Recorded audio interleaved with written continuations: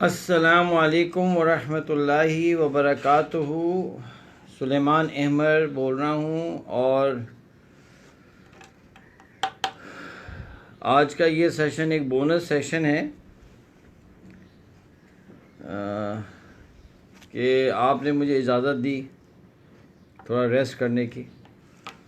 और आज के सेशन का टाइटल है how to find a girl for marriage, यानी शादी के लिए ख़ातून का इंतखाब कैसे करना है।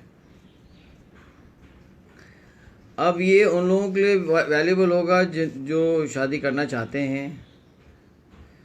ये सेशन उनके लिए भी वैल्यूबल होगा जो अपने बच्चों के लिए बेगमात ढूंढ रहे हैं, यानी बहू ढूंढ रहे हैं।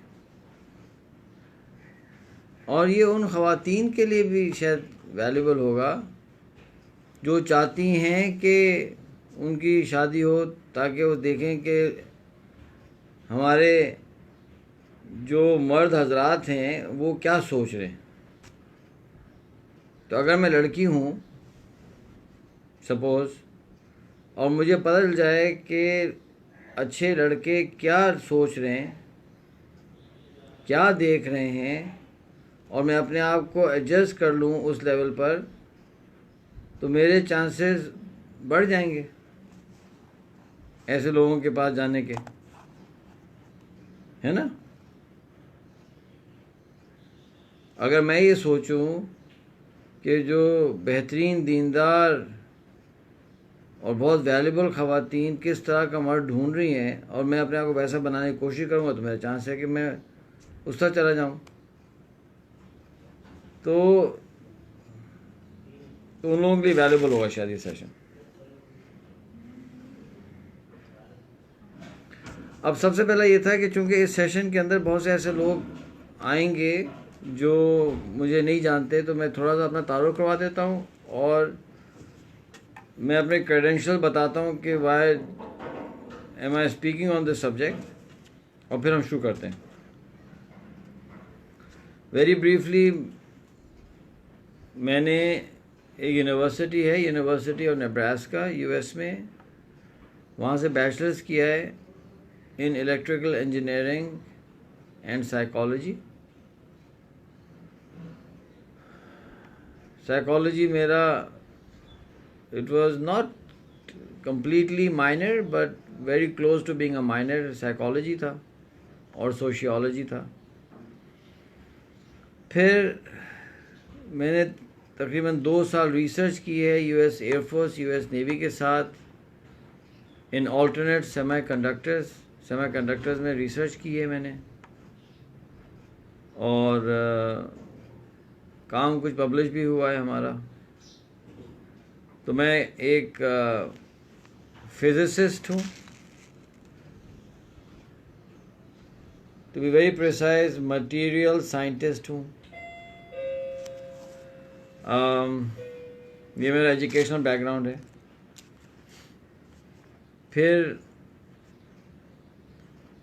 10 साल अल्लाह के फजल से मैंने वॉलंटियर किया, जॉब की एज अ रिलीफ वर्कर, और 6 वॉर जोन्स में मैंने काम किया है, जिसमें बॉस्निया है, क्रोएशिया है, ताजिकिस्तान है, अज़रबैजान है, चेचनिया है, और मैंने अफगानिस्तान में 2 वॉर जोन में 2 अलग अलग टाइम्स में काम किया है। मेरी स्पेशलाइजेशन है बिल्डिंग मेडिकल फैसिलिटीज़ इन वॉर्स। अगर आप मुझे एक जंग का इलाका दे दें तो अल्हम्दुलिल्लाह I can design, construct and manage A medical facility. तो मैंने डिफरेंट जगहों के ऊपर मेडिकल फैसिलिटीज़ सेटअप भी की हैं और चलाई भी हैं। 2002 में 11 साल यूएस और कनाडा में रहने के बाद मैं पाकिस्तान आ गया। पिछले 18 साल से पाकिस्तान में हूँ, और 2 इंस्टीट्यूशंस मैंने खैर ज़्यादा किए, लेकिन 2 इंस्टीट्यूशंस जिनका मैं तस्करा करूँगा। एक है टाइम लेंडर्स, जो कि ट्रेनिंग और कंसल्टिंग फर्म है, जिससे हम ट्रेनिंग्स प्रोवाइड करते हैं, मैनेजमेंट ट्रेनिंग्स भी, और हम कंपनीज़ की कंसल्टिंग करते हैं। और Mostar institute, the Mostar institute के ज़रिए हम लाइफ कोचिंग करते हैं और हम हेल्प करते हैं लोगों को कि उनके मैच्योरिटी लेवल बढ़े, उनके कॉम्पिटेंस, कैरेक्टर, कोर डेवलप हो, उनका विजन्स डेवलप हो। ये 1-on-1 हम हेल्प करते हैं। टाइम लेंडर्स की सर्विसेज के लिए आप timelenders.com पे चले जाएं, आपको मिल जाएगा।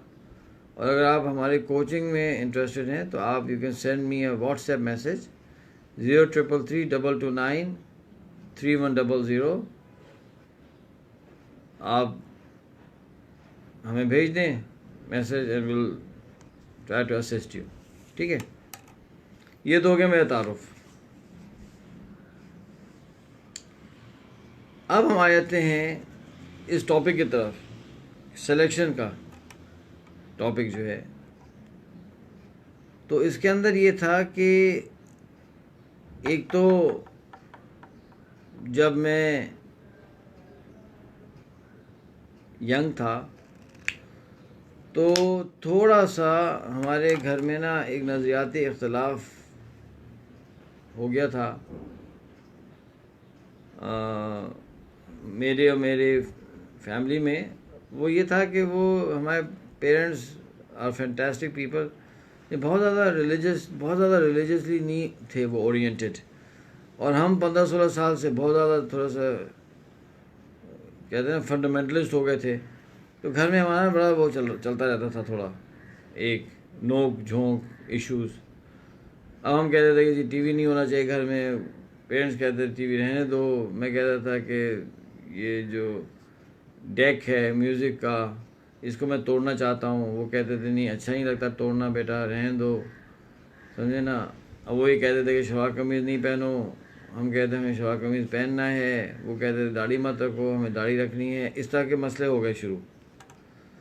क्योंकि हमारी जो फैमिली थी वो भी बहुत शरीफ लोग थे, उन्होंने सेंस कर लिया कि यार ये तो कुछ इश्यूज़ हैं, तो ज़रा केयरफुल हो जाओ इस बंदे के साथ। तो हुआ ये कि हमारी अपनी शादी में इश्यूज आने शुरू हो गए और शादी होना मुश्किल हो गया, because people didn't want their daughters to get married to somebody like me. एक तो वो तो ये तो एक पर्सनल इशू है, ये खातून ढूंढने वाला ना। फिर युवा पे हम यूएस चले गए तो बेहतर हो गया हमारा मार्केट वैल्यू बहुत ज़्यादा। और जब मैंने ग्रेजुएशन मेरी हो गई और अच्छी जॉब वगैरह हो गई तो मार्केट वैल्यू बहुत अच्छी हो गई। लोगों को ख्याल हुआ कि शायद ये अच्छा हो गया, आदमी शरीफ हो गए सुलेमान अहमद साहब। अभी चंद महीने ही नहीं गुजरे थे कि हम बोस्टन चले गए। तो जब मेरी फ़्लाइट जारी थी शिकागो से टूवर्ड्स यूरोप, जैसे जैसे वो जहाज़ असेंड कर रहा था और क्रूजिंग एल्टीट्यूड की तरफ जा रहा था, वैसे वैसे मेरी मार्केट वैल्यू नीचे जा रही थी। और जब वो क्रूजिंग एल्टीट्यूड तक पहुंच गया जहाज़, हमारी मार्केट वैल्यू नीचे चली गई। और हमारे रिश्तेदारों में से बहुत से लोगों ने ये सोचा कि नहीं, ये शख्स वही है पुराना, तो बी केयरफुल। जिसकी वजह से एक बहुत मुशक्क़तें उठाई हमने अपनी शादी के लिए। उससे जो है वो हमें हुआ एक्सपीरियंस। अच्छा जनाब, लेकिन अल्लाह सुब्हानहू तआला का फ़ज़ल है, अल्लाह का एहसान है कि पहले शादी नहीं हो रही थी, फिर अल्लाह ने शादियाँ भी हो गई। तो फिर मेरी 3 शादियाँ हुई अल्हम्दुलिल्लाह। उसमें एक डिवोर्स हो गई, 2 शादियाँ भी हैं, यानी देयर 3 फैमिलीज़ बेसिकली। तो मेरी पहली अहलिया जो हैं उनसे 5 बच्चे हैं। फिर जो मेरी सेकंड मैरिज हुई थी, डिवोर्स हो गई, एक्स वाइफ है, उनसे 3 बच्चे हैं, बेटे हैं। फिर थर्ड जो मैरिज है वहाँ 3 बच्चे हैं। तो टोटल 11 बच्चे 3 घरों में। तो अब ये सारे एक्सपीरियंसेस जो हैं उनके बेसिस के ऊपर फिर ये हुआ कि पिछले 18 साल से अल्हम्दुलिल्लाह हम हेल्प कर रहे हैं लोगों को इन मैरिज। चैलेंजेस आ रहे हैं, उसमें असिस्टेंस हो रही है, लोगों को शादी कराने में हेल्प कर रहे हैं। फिर हमारी एक अहलिया जो है माशाल्लाह, she is a phenomenal counsellor and coach, madam Madiya Masood. तो फिर वो हमारे साथ इस प्रोजेक्ट्स में आ गई, तो अब हम मिलकर करते हैं, कपल कोचिंग होती है। तो ज़ाहिर बात है ये जो पूरे एक्सपीरियंसेस हैं उसके नतीजे में जो थोड़ी बहुत हमें बात समझ आई है वो हम आपके सामने रखना चाहते हैं। प्लीज़ का ख्याल रखें कि मैं आलम दीन तो हूँ नहीं, तो I am not a scholar. तो इसीलिए कोई ऐसी बात हो टेक्निकली शरन तो हमें उलमा कराम से पूछना चाहिए। दूसरी बात यह कि मैं कोई PhD भी नहीं हूँ।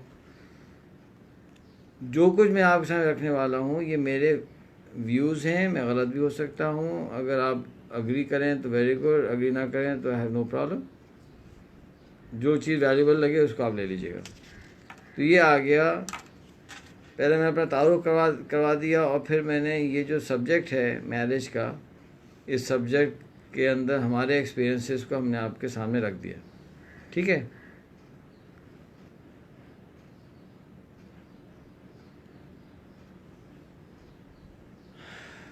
अच्छा जी। असल में वो एक कमेंट आया है, रिश्तेदारों ने यू टर्न नहीं लिया। रिश्तेदारों का असल में कोई कसूर भी नहीं है, इसलिए कि ज़ाहिर है जिस तरह का प्रोफाइल हमारा था, अब हम वॉर और उसमें कोई पता नहीं होता ना कि आप जेल हो जाएगी, आपको आपकी डेथ हो जाएगी। तो कोई भी बाप जो है वो बेचारा परेशान तो होगा, सोचेगा ना। माँ बाप तो सोचेंगे मैं अपनी बच्ची की शादी कर रहे हैं शख्स के साथ, पता नहीं क्या होगा। और वैसे भी वो जब हम टीनेजर थे हमारा गुस्सा भी बहुत ज़्यादा हुआ करता था, तो वो लोग वैसे भी घबराते थे इस बात से। तो I have to be fair, we have to be fair. Fair का मतलब ये है कि हम क्रिटिसाइज तो कर ही नहीं सकते। उनके पास उनके बड़े वैलिड रीजंस थे, तो we are not blaming anybody. मैं तो ये बता रहा हूँ कि सिचुएशन ऐसी हो गई थी कि शादी नहीं हो रही थी।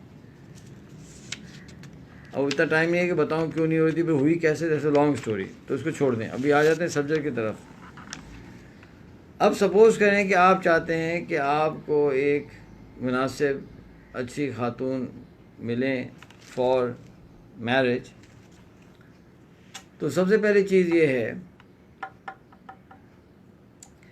कि आपको जो है आपकी जर्नी, यानी दुनिया में जिस जर्नी में आपने जाना है, जिस सफ़र पे आप निकल रहे हैं या जिस सफ़र पे हैं, उसको तो डिटरमिन करें कि किस सफ़र पे आप हैं।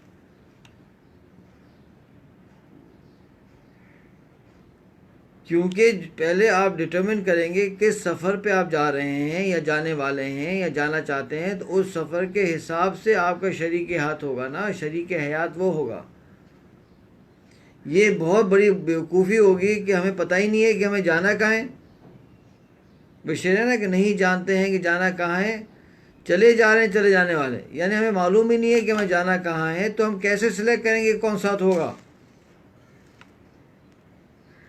Don't make that mistake. देखें लोग ये गलती करते हैं, खून के आंसू रोते हैं, खून के आंसू। हमारे पास आते हैं ना, हमें बताते हैं लोग, as a coach, life coach, marriage counsellor, लोग अपने बहुत डीप मसाइल हमारे साथ शेयर करते हैं जो किसी साथ कर ही नहीं सकते, और कहते भी कि हमने आज तक किसी साथ शेयर नहीं किया। और ऐसे ऐसे गम, ऐसी ऐसी तकलीफ़ें कि आदमी हैरान हो जाए। एक दफ़ा वर्कशॉप में मैं एक बात इस तरह से कर रहा था, किसी ने शेर कहा, और शेर ये था कि हमने ऐसे हयात काटी है, हमने ऐसे हयात काटी है जैसे जिंदा में रात काटी है। जिंदा किसे कहते हैं? डंजन। अच्छा, हमने सुना तो था, कभी देखा नहीं था। तो भाई हम पाकिस्तान में हैं, हमारे पास एक ऑप्शन है कि अगर आप जाएं ना हुंजा वैली, तो वहाँ एक शहर है, उसका नाम है करीमाबाद। करीमाबाद से थोड़ा सा बाहर, मतलब करीमाबाद के अंदर ही समझ लें, एक फ़ोर्ट है, कोई तकरीबन 950 साल पुराना फ़ोर्ट है, उसका नाम है बालतित फ़ोर्ट। फिर अगर आप ड्राइव करें तो तकरीबन कोई 10 किलोमीटर से कम फासले पे एक और जगह है, उसका नाम है आलतित। वहाँ भी एक फ़ोर्ट है, उसका नाम है आलतित फ़ोर्ट। वो तकरीबन 1000 साल पुराना होने वाला है। इन दोनों फोर्ट्स के अंदर डंजन्स हैं। डंजन मतलब ये है कि जो किंग होता था ना, उसके कमरे के बिल्कुल साथ, कमरे के बिल्कुल साथ बिल्कुल खोदा हुआ होता था ज़मीन के अंदर, गड्ढे खोदे हुए हैं या बिल्कुल डीप इस तरह से सेल्स हैं। उसमें डाला, क्या कहते हैं, प्रिजनर को, और ऊपर से सलाखें बंद कर दी और ऊपर से खाना डाल रहे हैं। उसको तो देख कर हैबत आती है।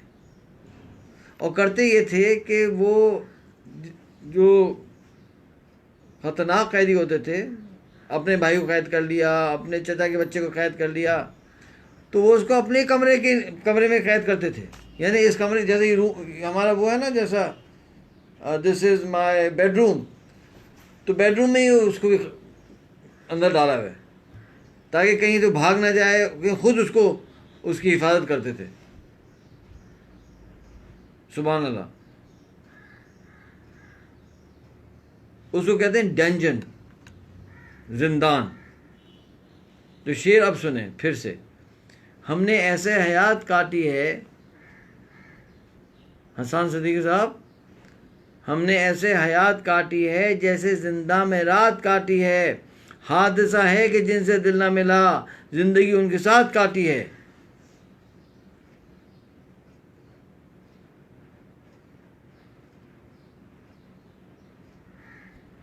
इस तरह के हंगामे होते हैं, वो इसलिए होते हैं कि सिलेक्शन ही गलत हुई।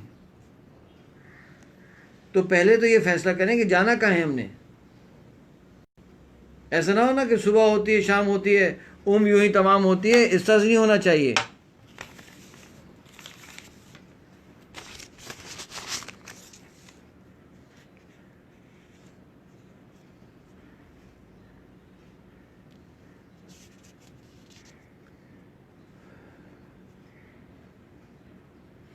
अब आपको मैं कहानी सुनाता हूँ, बहुत अहम, इसको गौर से सुनिएगा। इससे I will try to make a point, क्योंकि इन्फॉर्मेशन सिर्फ नहीं देनी, कुछ कन्विंस भी तो करना है ना। कहानी हुई कि हमारी फाउंडेशन थी शिकागो में। फ़ैसला ये हुआ कि हमने अफ़गानिस्तान में काम करना है। ठीक है, हम पाकिस्तान आए। This was 2000। तो डिसीजन ये हुआ कि पाकिस्तान में एक ऑफिस बनाएंगे और फिर कंधार में प्रोजेक्ट शुरू करेंगे। अब कंधार में प्रोजेक्ट शुरू करेंगे तो मुझको तो ज़रूरत है ड्राइवर्स की। तो मैंने कहा कि मुझे 2 ड्राइवर की ज़रूरत पड़ेगी। एक ड्राइवर कंधार में होना चाहिए, एक ड्राइवर कराची में होना चाहिए, और ये बैकअप हो, खुदा ना खासा कोई प्रॉब्लम हो तो I can bring this forward, bring him backward ना, कोई बीमार हो जाए, कुछ हो जाए, तो 2 ड्राइवर चाहिए। अब मैं बैठ के सोचा, एक तो ये ड्राइवर जो हैं ये तो पश्तून होना ज़रूरी है, पठान होना चाहिए, इसलिए कि वो पश्तो स्पीकिंग बेल्ट है सारी। दूसरा ये कि ऐसे ड्राइवर्स हों कि जिनके ऊपर मुझे ट्रस्ट हो, मैं एतमाद कर सकूं, क्योंकि जब हम जाएंगे आएंगे तो बहुत पैसे भी ट्रांसफ़र होंगे, बैंकिंग चैनल्स हैं नहीं हैं, हज़ारों डॉलर्स जाएंगे into Kandahar for the project. तो ये तो नहीं हो सकता ना, तो ट्रस्टवर्दी होना चाहिए। दूसरा ये कि खैर उस वक्त तो बिल्कुल पीसफुल था अफ़गानिस्तान, लेकिन फिर भी नॉर्थ में जंग भी हो रही थी, कुछ इशू भी हो सकता, तो ये वेपन्स को भी हैंडल कर सकें, they should be able to act like gunman. तो बहुत ज़ईफ़ नहीं हो सकते, और थोड़े से ट्राइबल टाइप के लोग हों कि ये लोग थोड़ा सा वेपन्स हैंडल कर सकें। ये सब सोचा मैंने। अच्छा जनाब, इसका मतलब है कि पहले मैंने क्या सोचा कि मेरी जर्नी क्या है, मैं कहाँ काम करने वाला हूँ, मैं किस तरह का काम करने जा रहा हूँ, इस तरह के काम के लिए किस तरह का ड्राइवर होगा ना। वो पंजाब का बंदा हो तो नहीं चल सकता, वो सिंध का बंदा नहीं चल सकता, उर्दू स्पीकिंग नहीं चल सकता, कोई बहुत कमज़ोर सा नहीफ सा मिस्कीन सा चूज़ा सा बंदा नहीं चल सकता, ज़ईफ़ आदमी नहीं चल सकता। तो जब मैंने सोचा कि मैंने काम क्या करना है, तो मेरे जहन में प्रोफाइल आया ना, पहले इस तरह का बंदा होना चाहिए। अच्छा, अब कैसे बंदा ढूंढूं? मैं तो 11 साल से तो था नहीं पाकिस्तान में, 10 साल से सोचने लगा मैं क्या करूं क्या करूं क्या करूं। फिर मुझे ख्याल आया कि उस ज़माने में जब मैं पाकिस्तान में था और मैं स्टूडेंट था, एनईडी में पढ़ता था, वालिदैन भी थे और हमारे पास था क्या, नज़रियाती इख्तलाफ हुआ था। मैं तबलीगी जमात के साथ बहुत एक्टिव था उस ज़माने में। तो वो कहते थे कि दिन में ना 25 लोगों को दावत दो। अच्छा, हम सर थोड़ा डॉगमेटिक फंडामेंटलिस्ट आदमी ठहरे, तो मैं 25 ना पूरा करने की कोशिश करता था। 25 करो पूरे, 25 पूरे। 25 कैसे पूरे होंगे यार, it's a very difficult target. दिन में 25 लोगों को दावत देना अल्लाह की आखिरत की खबर की, ये आसान काम नहीं है। आप करके देखें सर, 25 गिने पूरे। एक बेगम को 25 दफ़ा नहीं कह रहा हूँ, मैं कह रहा हूँ 25 डिफरेंट लोगों को। तो होता ये था कि हमारे वालिद साहब वालदा, ये लोग बड़े अच्छी, इनकी खूबी है, ये लोग जल्दी सोते थे। तो मैं करता ये था, हम लोग रहते थे उस ज़माने में ब्लॉक 8 क्लिफ्टन, ये जो 3 तलवार से उल्टे हाथ पे, 1978 में, नहीं 77 में हमारे वालिद साहब ने वहाँ घर बनाया था। तो हम बहुत पुराने उस इलाके में फिर घर बनाया था, लेकिन 1 साल के बाद हमारा ट्रांसफ़र हो गया था, हम चले गए थे यमन वगैरह। तो उस ज़माने में क्या था कि ना, बहुत ज़्यादा आबादी नहीं थी और सुनसान सा था, और रात को कुत्ते होते थे। तो मैं करता क्या था, अम्मी बाबा जब सो जाते थे तो चादर ओढ़ी और जनाब वो छड़ी ली, दादा का इंतकाल हो चुका था, लेकिन छड़ियाँ थी उनकी, वो स्टिक वो ली, फ़ज़ाइल अमाल ली, और मैं खामोशी से घर से निकलता था और वॉक करता था। तो एक और गली थी जहाँ ना कराची के बड़े बड़े इंडस्ट्रियलिस्ट रहते थे उस गली में। तो होता क्या था कि जब वहाँ गाड़ियाँ वाड़ियाँ सब खड़ी करके सारा जब काम हो जाता था, खाना खा के, वो वहाँ के जो ड्राइवर्स थे उस गली के, वो एक जगह जमा होते थे और वहाँ जो है कभी गपशप लगाते थे। और उनमें एक बंदा था, उसका नाम था सईद। तो सईद क्या करते थे, सबको बिठाकर वो तालीम करते थे। तो मैं क्या करता था, मैं उनके पास चला जाता था, तो वो बड़ा वेलकम करते थे। तो मैं उनको तालीम भी करता था, वहाँ के 6 7 8 जितने बंदे होते थे उनसे बात भी करता था, मेरा नंबर भी पूरा हो जाता था। ये मेरा बड़ा रेगुलर फीचर हो गया था। हर रात आधा पौना घंटा जो है ना, उस गली में जाके बैठना, इन ड्राइवर्स के साथ गपशप लगाना और तालीम करना और थोड़ा डोज भी लगाना। तो मैंने सोचना शुरू किया कि 12 साल पहले वो जो ड्राइवर्स हुआ करते थे ना, उनसे मेरा बड़ा अच्छा ताल्लुक़ था। तो अगर मैं उन ड्राइवर्स में से एक दो पकड़ूं, अच्छा मेरे पास 3 नाम मुझे याद रहे, एक गुल नज़ीफ़, एक नाज़मीन ख़ान और एक सईद। तो मैं फिर गया वहाँ उस गली में, आफ्टर ऑलमोस्ट 10 to 12 ईयर्स। वो नहीं इंडियन मूवीज़ में होता था, वो हीरो जाते हैं हीरोइन को ढूंढने, मैं पहुंचा। अब मैंने पूछना शुरू किया, घरों को नॉक किया, पूछा, जो ड्राइवर्स थे कोई वो पहचानते नहीं है कि नहीं, यहाँ तो ऐसे कोई लोग नहीं है, यहाँ तो ऐसे कोई लोग नहीं है। एक ने मुझे कहा, हाँ नाज़मीन ख़ान जो है ना, उसका कोई रिश्तेदार यहाँ काम करता है, सॉरी गुल नज़ीफ़ का। मैं जाकर उससे मिला तो उसने कहा हाँ गुल नज़ीफ़ है, वो टैक्सी चलाता है और कस्बा कॉलोनी में रहता है। मैं कहा भाई उसको कहो कि आगे मुझसे मिले। अब नाज़मीन का पूछने लगे, कोई पता नहीं चला। एक साहब ने कहा कि लाइट हाउस के करीब एक कच्ची बस्ती है, वहाँ हमने सुना है कि नाज़मीन रहता है और वहाँ वो रिक्शा चलाता है। हम जनाब वो लाइट हाउस पहुँच गए। अब वो बस्ती में मैं पहुँच गया। अब बस्ती में पूछ रहा हूँ मैं, कोई नाज़मीन खान है, कोई नाज़मीन खान है, कोई नाज़मीन खान है। And you will not believe Sameer Ahmed Khan Sahab कि नाज़मीन खान निकल आए। और 2 दिन बाद गुल नज़ीर भी पहुँच गए।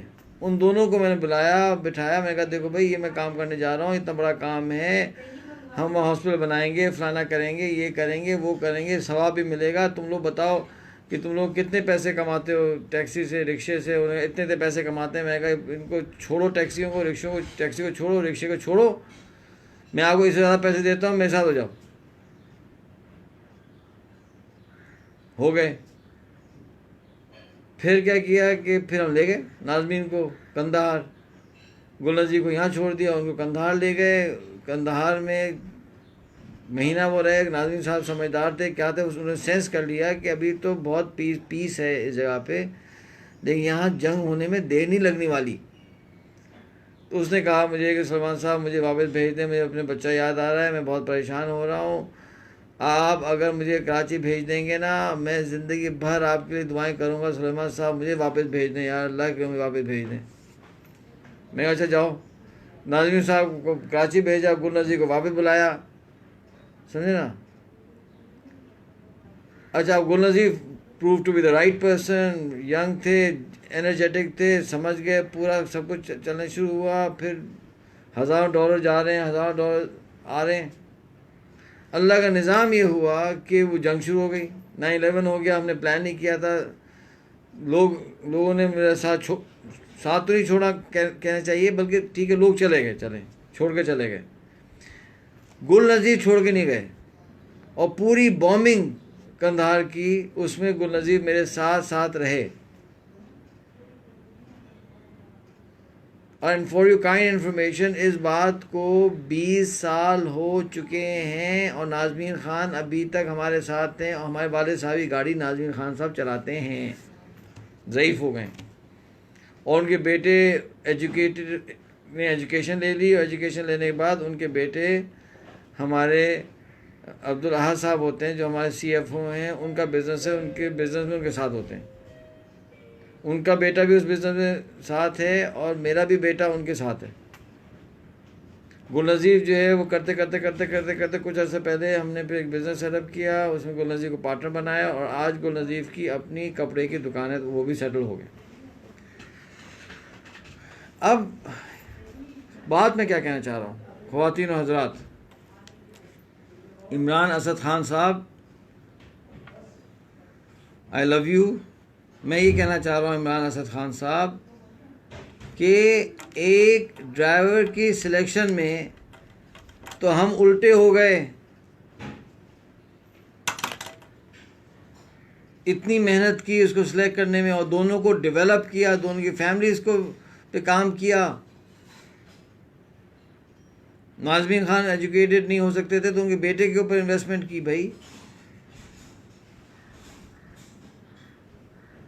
तो एक ड्राइवर के लिए इतनी एफर्ट करनी चाहिए की हमने, तब रिजल्ट्स मिले अल्लाह के फजल से। तो यार ये तो बेगम है ना यार, ड्राइवर को तो आप आगे पीछे कर सकते हैं ना, बेगम को कैसे करेंगे आगे पीछे।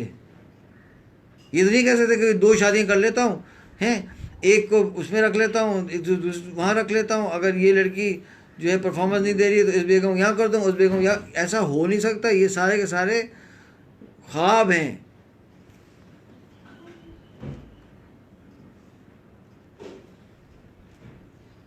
We have to make sure कि हमारी सिलेक्शन बेहतरीन हो फ्रॉम दी ऑनसेट।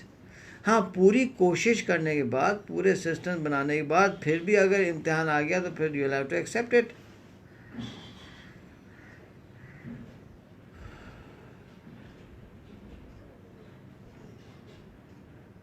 हमने तो अपनी हर शादी में बहुत ज़्यादा सिलेक्शन किया, लेकिन एक शादी नहीं चली।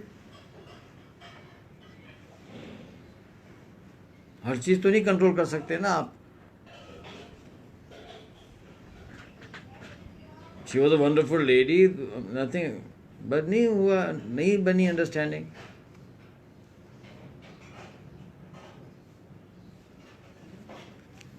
क्या मैं अपनी बात समझा पा रहा हूँ? क्या इम्पोर्टेंस है प्रॉपर सिलेक्शन की? अच्छा जनाब, अब आ जाते हैं स्टेप्स। पहला स्टेप ये है कि हमने अपनी जर्नी को करना है सिलेक्ट।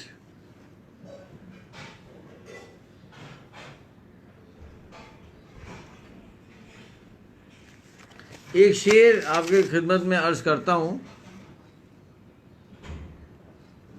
मिसेस साद। वो शेर ये है कि ये मेरी अक़ीदत बेबसर, ये मेरी इरादत बेनज़र, मुझे मेरे दावा इश्क ने न सनम दिया न खुदा दिया।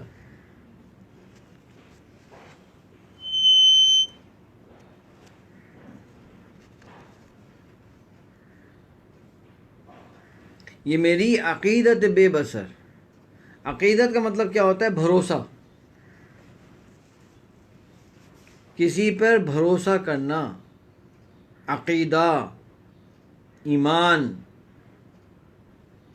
वो फरमा रहे हैं कि ये मेरी अक़ीदत बेबसर, कि मैंने किसी पे भरोसा तो किया लेकिन बेबसर, without a vision, without a sight, बगैर किसी विजन के भरोसा किया। भरोसा करना चाहिए लेकिन भाई सोच कर करना चाहिए ना, किस पे भरोसा कर रहे हैं।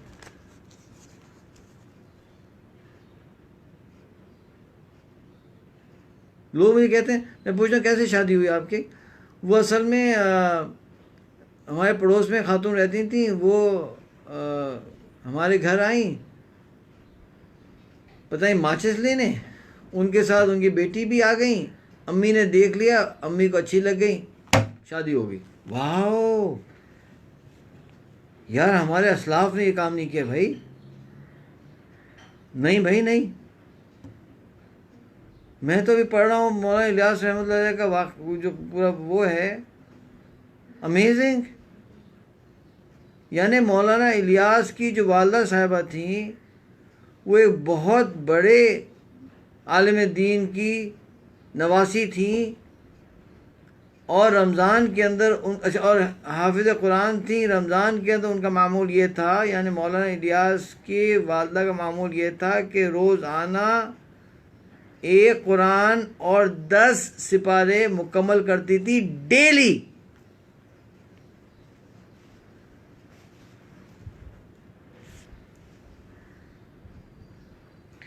जो खातून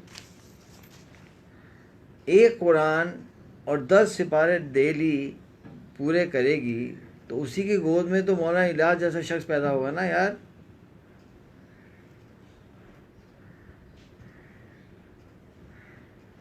जो डेली मेरे पास तुमो देख रही होंगी,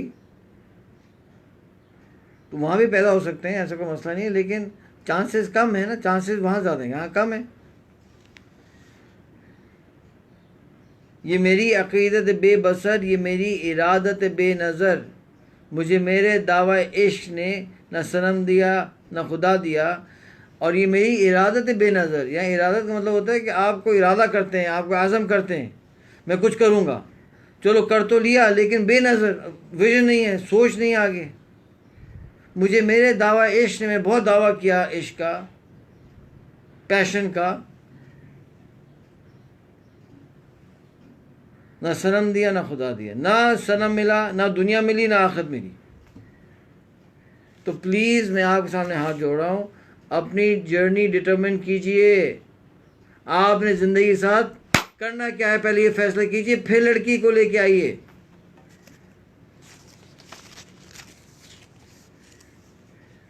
मैं पहले ड्राइवर हायर करूं, फिर सोचूं किस जंग में जाना है मैंने।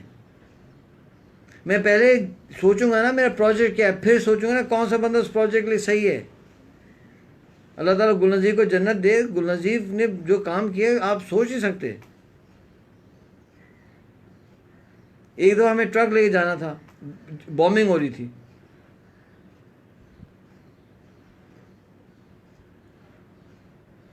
मेरे पास जीप थी और ट्रक भी जा रहा था। अब ट्रक को अकेला मैं छोड़ना नहीं चाह रहा था। अब मैंने कहा अब मैं इस ट्रक के साथ जाऊंगा तो ये तो 8-9 घंटे लगाएगा फ्रॉम चमन टू कंदाहार। काम भी आगे बहुत सारे थे। दूसरी बात ये थी कि यार बॉम्बिंग हो रही है, खुदा ना खास्ता कोई ये अमेरिकन का कोई भरोसा तो था नहीं, वो इस ट्रक को मार दें फिर तो अगर मैं ही उड़ गया तो फिर प्रोजेक्ट का क्या होगा। तो मैंने कहा गुल नज़ीर से, यार गुल नज़ीर सुनो यार, तुम ये कुर्बानी कर सकते हो क्या? क्या? मैंने कहा यार मुझे जाने दो कंदहार, तुम इस ट्रक के साथ आ सकते हो क्या? तो उसने कहा ठीक है सलमान भाई आप जाएं। कोई और होता ना गलत आदमी, वो कहता क्या पागल हो गए क्या, मुझको यहाँ फंसा के खुद जा रहे हैं आप। इसलिए मैंने नौकरी की थी कि जो है वो बॉम्बिंग में एक ट्रक के साथ फंस जाऊँ, कि वो ट्रक स्लो चलता है ना और रोड भी टूटी भी थी। गुल नज़ीफ ने एक जुमला क्या, एक लफ्ज़ नहीं कहा उसने भाई। उसने भाई आप जाएं। हम निकल गए और वो जनाब पहुँचे 8-10 घंटे में। उसमें खाना था, उसमें मेडिसिन थी, उसमें बहुत सारी चीज़ें थी। क्वेटे से लेके आए थे हम वो truck. It was the right that Gul Nazif was the right selection by the grace of Allah.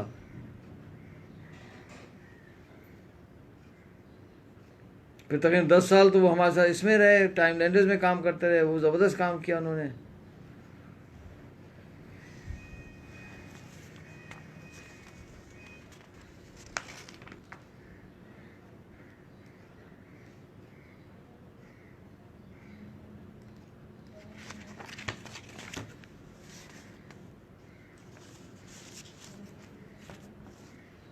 एक और शेर मैं सुनाऊंगा फिर आगे चलते हैं।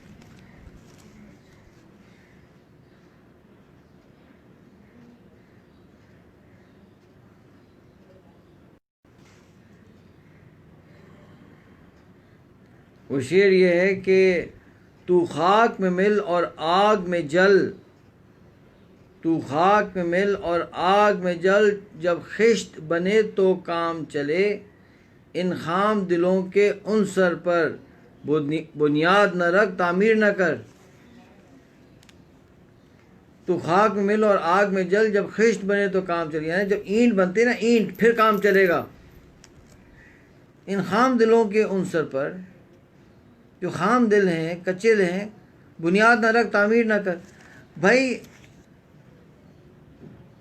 अगर वो खातून खाम है, वो खातून नहीं है केपेबल, तो आपका सारा काम आगे पीछे हो जाएगा और बाद में रोने से कोई फ़ायदा नहीं होता।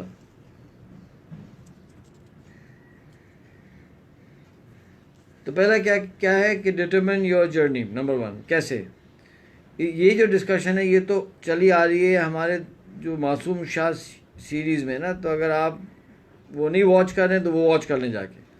4 चीज़ें हमने करनी है अपनी डेवलप। एक साउंड आइडियोलॉजी, हमें क्लियर होना चाहिए कि हमारी आइडियोलॉजी क्या है। हमारी आइडियोलॉजी इस्लाम है तो हमें क्लियर होना चाहिए इस्लाम है, और वो आइडियोलॉजी क्या तकाजे करती है हमसे, हमें क्लियर होना चाहिए। नंबर 2 अल्टीमेट पर्पस, मुझे क्यों पैदा किया गया है। नंबर 3 मेरा अल्टीमेट विजन क्या है, what is the picture of the future that I want to create. Number 4 purpose of the vision, कि मैं ये क्यों करना चाहता हूँ, ये पहले हमें क्लियर करना चाहिए। अगर आपका ये क्लियर नहीं है मत करें शादी। और अगर आपकी इंगेजमेंट हो गई है, ओ माय गॉड, हुण की हो सी, आपने करना ये है कि अगर इंगेजमेंट हो गई है तो वो जो आपके फियांसे हैं उनको भी इसी प्रोसेस में डालें ताकि आप दोनों मिलकर ये करना शुरू करें और शादी से पहले पहले कंसेंसस आ जाए। अगर शादी से पहले कंसेंसस ना हो और फंडामेंटल चीज़ों में इख्तलाफ हो जाए तो बेहतर है कि आप खींच दें ब्रेक्स और इस रिश्ते को तोड़ दें।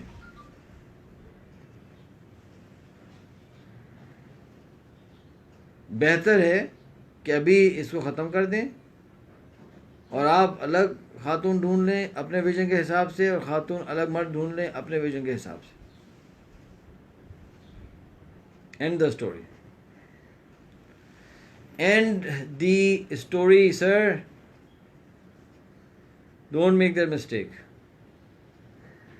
अल्लाह सुब्हानहू तआला ने आपको इजाज़त दी हुई है कि निकाह से पहले पहले आप पुल बैक कर सकते हैं। Pull back. मैं आपको कहानी सुनाता हूँ। हम जब छोटे थे हमारे वालिद साहब का ट्रांसफ़र हो गया था सऊदी अरेबिया। तो एज अ फैमिली 1.5 साल हम अल खुबर में रहे।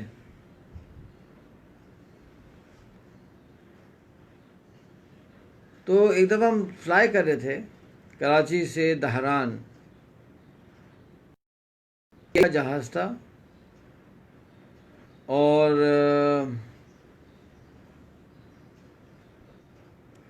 मेरे ख्याल से 747 था शायद। हाईवे पे आया, टैक्सी करने लगा और जहाज़ जो है वो स्पीड पकड़ने लगा और बिल्कुल जब जहाज़ के अगले टायर्स उड़ गए थे हवा में, it was about to take off, the pilot decided to abort the take off. और उसने जो ब्रेक मारा है ना, उफ, एक हंगामा और चीज़ें हिल रही हैं, चीज़ें गिर रही हैं, लोग चीख रहे हैं और वो जो स्किड होता है, अब वो स्किड होता जा रहा है और जो स्किड होता जा रहा था टायर्स ख़त्म हो गए, आग लग गई। जो लैंडिंग गियर था उस हीट से लैंडिंग गियर पिघल गया, पता है आपको, और वो रुक नहीं पाया रनवे के एज पे। इट ओवरशॉट द रनवे और वो मिट्टी में चला गया जहाज़। इतना बड़ा हंगामा हो गया। 2 घंटे तो हम वहीं बैठे रहे और बड़ा हंगामा। लेकिन एंड ऑफ द स्टोरी में हर किसी ने अप्रिशिएट किया कैप्टन को,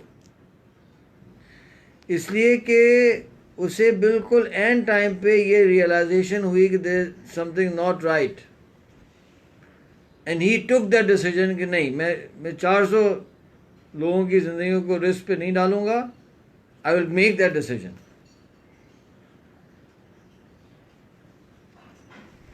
तो ज़रूरत पड़े ना तो आप ये कर दें।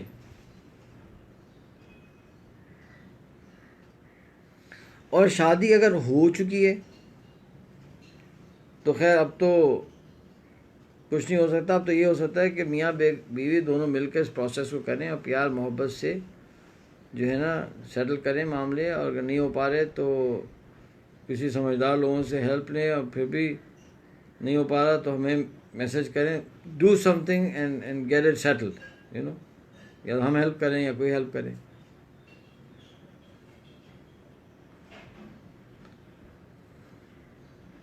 Once upon a time. अच्छा, ये जो मैं कहानियाँ सुनाता हूँ ना, तो इसमें प्लीज़ आप लोग जाकर ना उसमें तजस्सुस मत करें कि भाई कौन था क्या था। I don't want to give a lot of details. आप उसकी समरी ले लें, ठीक है। अब लोग मुझे पूछते हैं ना भी जी वो फलाना क्या हुआ था, कौन था, किधर था, नाम क्या था, भाई छोड़ देना। You get the benefit but don't go into details. Once upon a time हमारी शादी होनी नहीं थी, बड़ी परेशानी का आलम था। तो यूएस में क्या हुआ कि क़िस्सा मुख्तसर, किसी बहुत अच्छी फैमिली में एक बहुत अच्छी खातून के साथ थोड़ी सी बातचीत चल पड़ी। फैमिली भी बहुत अच्छी थी, वो जो खातून थी बहुत ही माशाल्लाह नेक अच्छी खातून थी। तो हमारे पेरेंट्स ने भी कोई पसंद आया रिश्ता, बातचीत। एनीवे तो वो फैमिली की हमारी फैमिली से बात भी हो गई, और जो है जो खातून थी वो अपनी पेरेंट्स के साथ चले भी गई पाकिस्तान, यूएस से, और मुलाकात भी होगी। Everything was going fine. अच्छा, मैंने सोचना शुरू किया कि यार beggars can not be choosers to begin with, number one. दूसरी बात यह है कि यार इतनी अच्छी फैमिली है, the lady is very nice, वालदेन भी मान गए, हम भी बड़े खुश हो गए। I became very very happy. चलो यार मसला हल हो गया, शुक्र अल्हम्दुलिल्लाह, बहुत अच्छा हो गया, और आई वॉज वेरी हैप्पी। अब हुआ ये कि उन्होंने कहा कि हम वापस जाएंगे US with in a week और वीक एंड हाफ, हम आपको डेट दे देंगे और फिर निकाह हो जाएगा। खातून भी यूएस में थी, मैं भी यूएस में था। ये वो ज़माना था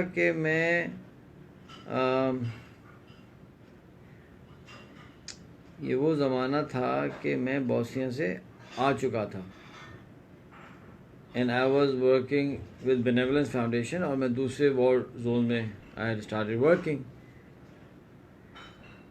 तो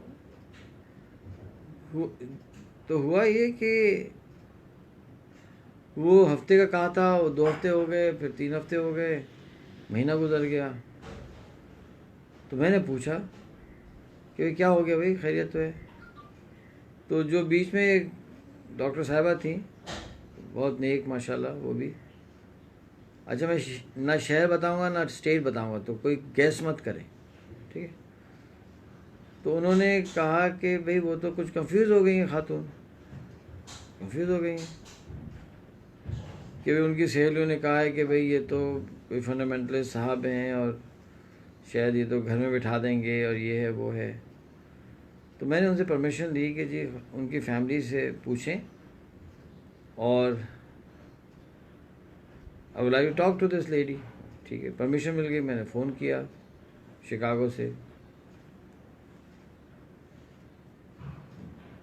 तो उस खातून में बहुत खूबियाँ थीं, और ये खूबी ये थी माशाल्लाह कि she was very very honest and up front. तो बातचीत जब शुरू हुई तो मैंने कहा भाई क्या हो गया? तो उन्होंने कहा कि मैं कुछ कंफ्यूज हो रही हूँ कि क्या होगा क्या नहीं होगा। आप वॉर्स में जाते हैं आते हैं, मल्टीपल आपके वो हैं काम हैं, आप रिलीफ वर्कर भी हैं, आप साइंटिस्ट भी हैं, आप इंजीनियर भी हैं। मैंने कहा अच्छा ठीक है, और बताइए। तो उसमें उन्होंने फिर एक सवाल पूछा, what does it mean, what does it truly mean if I से येस टू यू? उस वक्त जो है ना मेरे दिल में ख्याल आया कि मैं इनको समझा लूँ। They were the यंग खातून थी, she must have been 18 at that time, 19 maybe। हम जो है वो 25-26 साल के। तो मैं समझाता हूँ इनको कि देखो भाई कोई मसला नहीं है, सब सही हो जाएगा, हम डोंट वरी अबाउट इट। वो अर्तुगरल एक है ना सीरीज आ रही है। अच्छा, अब उसकी मुसीबत ये है कि वो इतने ज़्यादा है और उसमें इतना टाइम लगता है, वो टाइम नहीं है उसको देखने का ना। और फिर वो जो है ना कि भाई देखना चाहिए नहीं देखना चाहिए, एक अजीब खिचड़ी है वो। तो बहुत लंबा सुना है उसके एपिसोड्स हैं। एनीवे देखिए, मैंने हिम्मत करके ना एक देखा भी एपिसोड। उसमें वो दिखा रहे हैं कि जी अर्तुगरुल साहब जिस खातून को पसंद करते हैं तो वो उनको बड़े दिलासे दे रहे हैं, उनको बता रहे हैं कि मैं आपका ख्याल रखूँगा, मैं आपको वो करूँगा। तो शायद अर्तुगरुल साहब तो कर सकते थे भाई ये सारा, हम तो नहीं कर सकते थे। तो मेरे जहन में फ़ौरन ख्याल आया कि मैं कहा सुलेमान अहमद साहब ये गलती नहीं करना यार, बी ऑनेस्ट। कुरान की एक आयत जहन में आ गई, अल्लाह सुब्हानहू व तआला फरमाते हैं या अय्युहल्लज़ीना आमनुत्तकुल्लाह वक़ूलू क़ौलन सदीदा, ए ईमान वालो अल्लाह से डरो और सीधी बात करो। तो मैंने उनसे कहा, if you say yes to me, you are saying yes to three things. You are saying yes to poverty, hardship and sacrifice.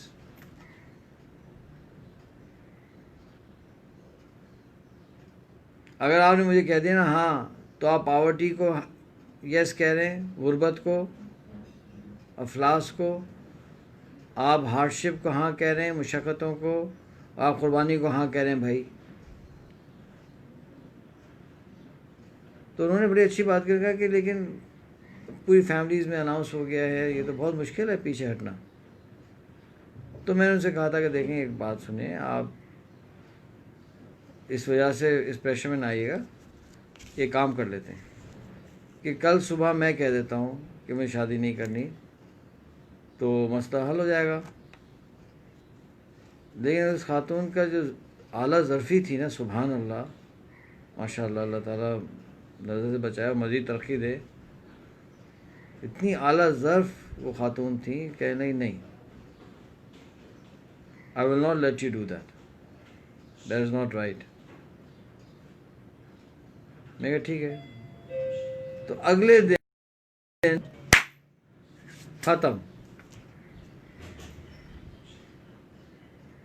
End of the story.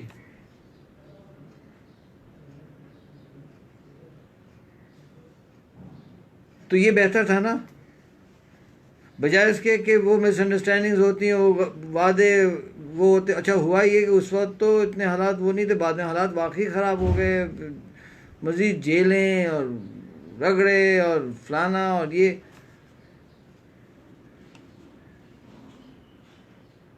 वो एक शेर आ रहा है, सुना देता हूँ।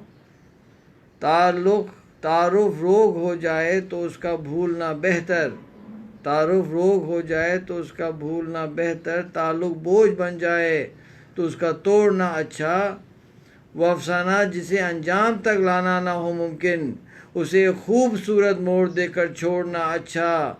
चलो एक बार फिर से अजनबी बन जाए हम दोनों।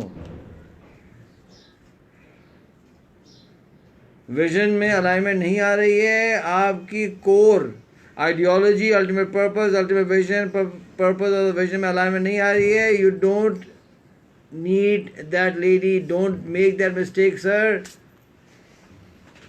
अल्लाह आपको कोई और खातून दे देंगे जो उसको मैच कर जाएंगी, आप जाने दें। एक रूल मैं समझाता था लाउंज में बच्चों को, जब मैं पढ़ाता था लाउंज में, बच्चे आते थे, सर मुझे उससे मोहब्बत होगी, सर मेरी शादी करा दें, सर मुझको अच्छी लगे मैं शादी करा दें, मैं शादी कर। तो मैं कहता था क्यों शादी करनी, मुझे उनसे प्यार हो गया। तो मैं उनसे कहता था कि देखो बेटा, जिससे प्यार होता है ज़रूरी नहीं है उससे शादी हो। प्यार किसी से हो जाए तो शादी भी उससे होना ज़रूरी नहीं होता। ये भी होता है कि आप प्यार कर लें, शादी ना करें और ज़िंदगी भर सब्र करते करते करते गुजार दें। ये ज़्यादा बेहतर है बनिस्बत इसके कि विजन मैच नहीं हो रहा, शादी हो गई तो प्यार भी जाएगा और शादी भी जाएगी और विजन भी जाएगा, सब कुछ चला जाएगा। बल्कि बहुत दफ़ा जिससे बहुत ज़्यादा प्यार हो जाए ना, उसे शादी करनी नहीं चाहिए। You might get into trouble. बहुत दफ़ा मैं कह रहा हूँ, ये नहीं हर दफ़ा, बहुत दफ़ा। तो ख़वातीन और हज़रात, कोड डेवलप करें, पहला स्टेप। अब मैं एक एग्ज़ाम्पल देता हूँ और फिर हम ये ख़त्म कर देंगे आज का सेशन। बकिया कल इसी वक्त करेंगे, यानी will do it the same time. मैं आपसे पूछना चाहता हूँ, क्या 10:30 to 11:30 बेहतर है या 9:30 to 10:30 बेहतर है? ये तो बता दीजिए। एक एग्ज़ाम्पल दे देता हूँ। सपोज़ करें मेरा एक विज़न है, उसके पीछे कहानी है, उसका टाइम अभी नहीं है।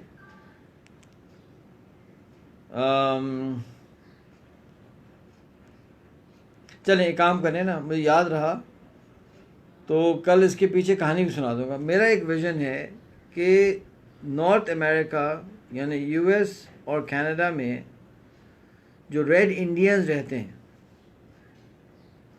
उनको इस्लाम में लाना, ये मेरा एक विजन है, ठीक है।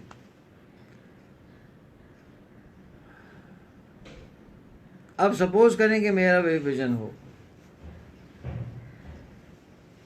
और मैं इसके लिए ज़िंदगी देना चाहता हूँ, तो मैं किस तरह की लड़की सिलेक्ट करूँगा यार?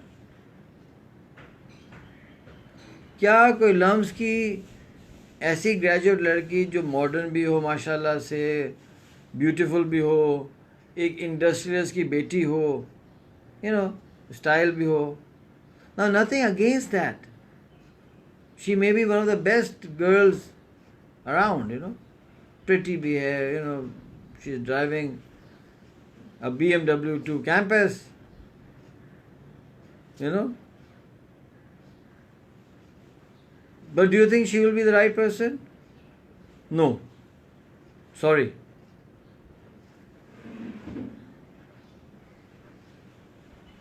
मीरपुर खास में हमारे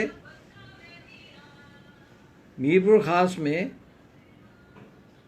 मेरे ससुराल रहता था, तो मैं मीरपुर खास जाना आना होता था।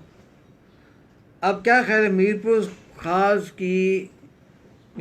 की एक सिंपल सी लड़की जिसने बीए किया हुआ है सिंधी और उर्दू लिटरेचर में, वो सही होगी? बोले? नहीं होगी, ठीक है। तो कौन होगा भाई? अच्छा, माशाल्लाह माशाल्लाह माशाल्लाह, ये 10:30 से 11:30 में सारे लोग कंफर्टेबल हैं। इसका राज क्या है? अगर मैं कहूँ कि 11:30 से 12:30 तो क्या होगा? Would you be more comfortable in 11:30 12:30? इसका भी मुझे बताइए कि जिसमें लोग ज़्यादा कंफर्टेबल होंगे उसमें हम आ जाएंगे इंशाल्लाह।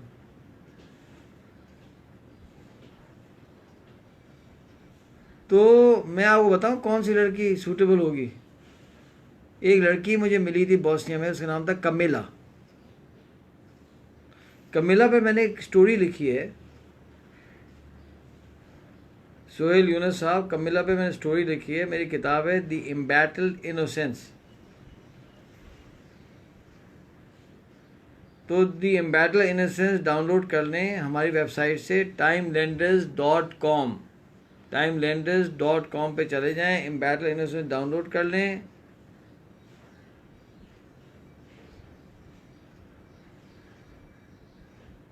और कमिला की स्टोरी पढ़ लें। I'll discuss कमिला tomorrow। तो ये जो प्रोजेक्ट है, अगर मुझे ये करना है, ज़िंदगी लगानी है रेड इंडियंस के साथ, तो मेरी शादी कमिला जैसी लड़की से होनी चाहिए, ना कि वो लम्स की ग्रेजुएट लड़की से। वो लम्स की बच्ची भी अच्छी बच्ची है भाई, उसका हमें कोई प्रॉब्लम थोड़ी है उस बच्ची के साथ, लेकिन उसका प्रोफाइल मैच नहीं कर रहा ना। वो तो आंसुओं से रोएगी जाकर। नेवाहो इंडियन रिजर्वेशन में मैंने 1-2 दिन गुजारे हैं भाई, वो तो गॉड फॉरसेकन जगह हैं जो रिजर्वेशन है, इंडियन रिजर्वेशंस।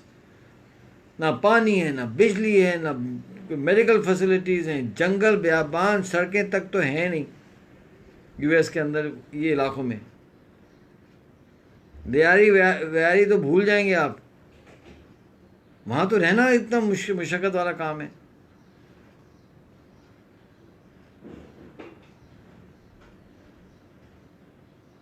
ओ वाह, सुभान अल्लाह, यानी 11:30 से 12:30 लोगों ज़्यादा कंफर्टेबल है, ठीक है। अभी मैं डिसाइड करता हूँ। तो मैं रुक जाऊँगा। इस वक्त जो मैं बात करना चाहता हूँ ये है कि selection of the wife is very important. मैंने आपको एग्जांपल्स दी कि ड्राइवर्स तक को सिलेक्ट करने में कितनी मेहनत लगती है, तो बीवी को सिलेक्ट करने में ज़्यादा मेहनत लगनी चाहिए। उसके लिए सबसे पहले अपनी जर्नी डिटरमिन करनी चाहिए, यानी अपना कोड डेवलप करना पड़ेगा। ताकि हमें पता चले कि हमने करना क्या है। फिर मैं आपको एग्जांपल दे रहा हूँ कि अगर अमेरिकन रेड इंडियन के साथ काम करना है, वो मैं बताऊँगा कि ये कैसे कल की कहानी जहन में आई कैसे। तो कौन सी लड़की सिलेक्ट हम करेंगे, तो हम बताएंगे कि जी लम्स की ग्रेजुएट लड़की is not the right choice, Mirpur ख़ास की सिंपल सी बच्ची, प्यारी सी सिंपल सी बच्ची is not the right choice, Kamila is the right choice. तो कमिला की कहानी आप लोग पढ़ लें, आप पढ़ लेंगे इंशाल्लाह, एम्बैरल इनोसेंस पढ़ लेंगे, उसमें से कम वो चैप्टर पढ़ लें, टेक यू 10 मिनट्स, सही है। And will discuss it tomorrow and then will take you through the rest of the steps, ठीक है। शुक्रिया बहुत बहुत, जज़ाकल्लाहु खैर। आपने टाइम निकाला, आपने टाइम दिया। सुलेमान अहमद मेरा नाम है, टाइम लेंडर्स का मैं फाउंडर हूँ, जो कि मैनेजमेंट कंसल्टिंग और ट्रेनिंग फर्म है, और द मोस्तार इंस्टीट्यूट का भी मैं फाउंडर हूँ, ठीक है, जिसके थ्रू हम लाइफ कोचिंग करते हैं। और इंशाल्लाह कल हम इस डिस्कशन को आगे लेके चलेंगे। अस्सलामु अलैकुम व रहमतुल्लाहि व बरकातुहू।